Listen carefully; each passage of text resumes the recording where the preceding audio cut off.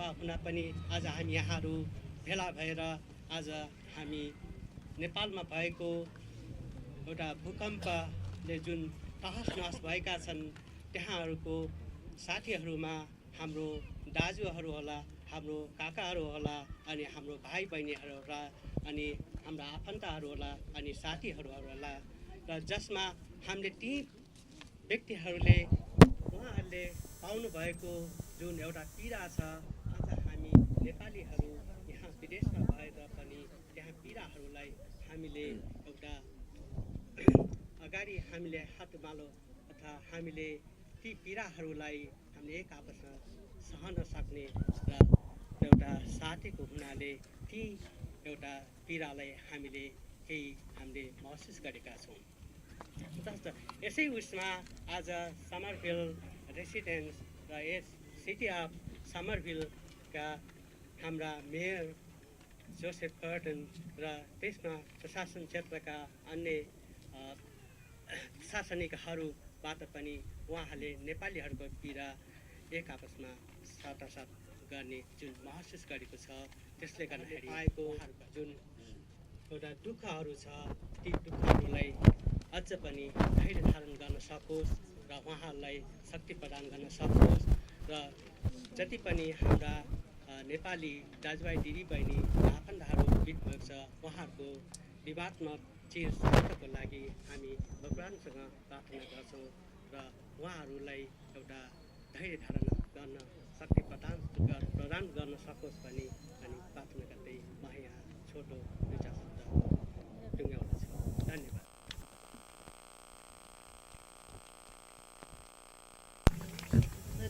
धन्यवाद तपाईँहरू यहाँ हामीसँग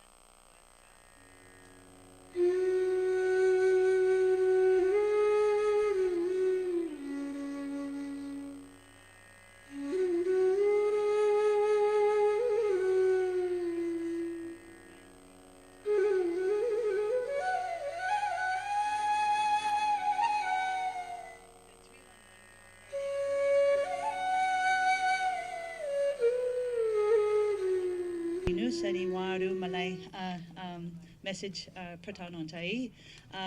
केही सहयोग चाहिन्छ भने मलाई फोन दिनुहोस्। अब हामी सबै मोमबत्ती बाल्ने है सुरु गरौँ। तपाईँ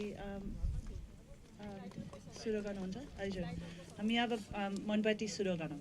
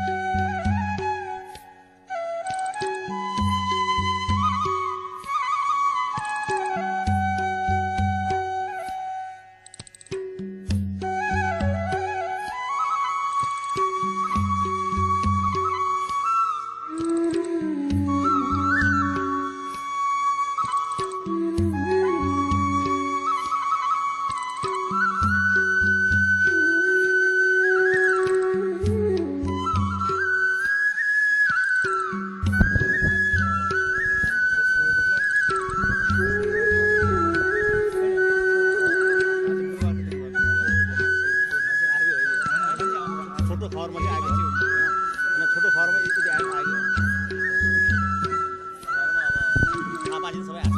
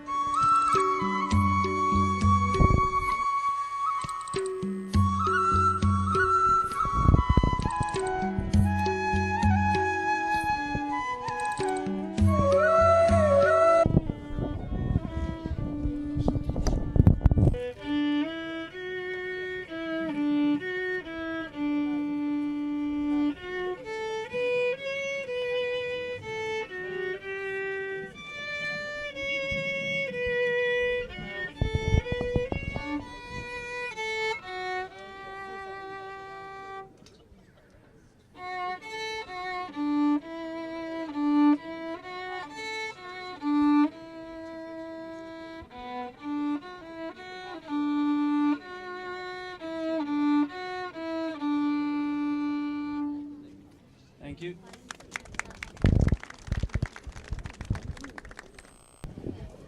And now we would like to end with a poem from two poems.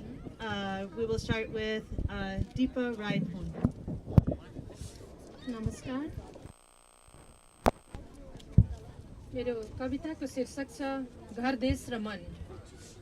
आमा दुःख र कष्ट थियो तिमीसित निको नहुने घाउ पनि थियो हेर त मन मुटुले संसारभरि छरिएर पनि एक छौ।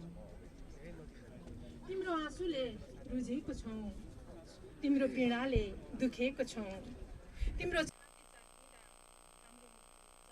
छ। यसैले आमा तिमीले प्रत्येक विपत्तिलाई कष्टको सबै पहाडहरूलाई शक्तिमा रूपान्तरण गर्नुपर्छ।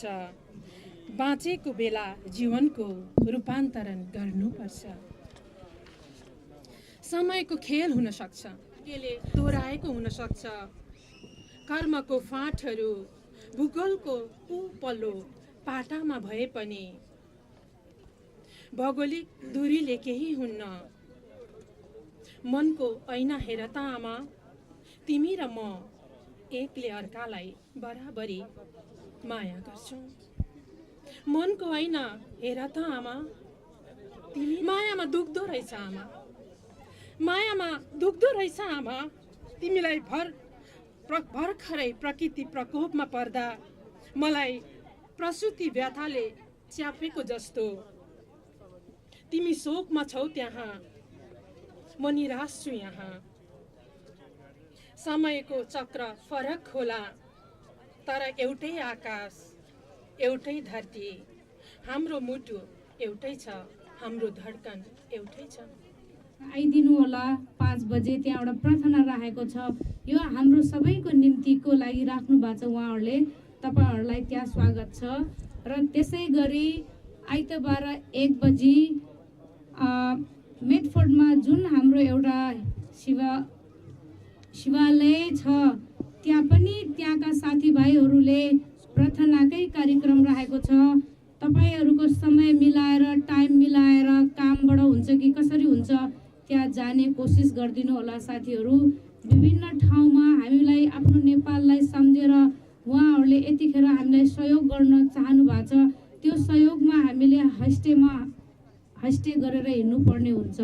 र अब म हाम्रो कार्यक्रमको अन्तिममा ममताजीलाई एउटा छोटो राम्रो सम्झनाको एउटा कविता भनिदिनको लागि अनुरोध गर्दछु।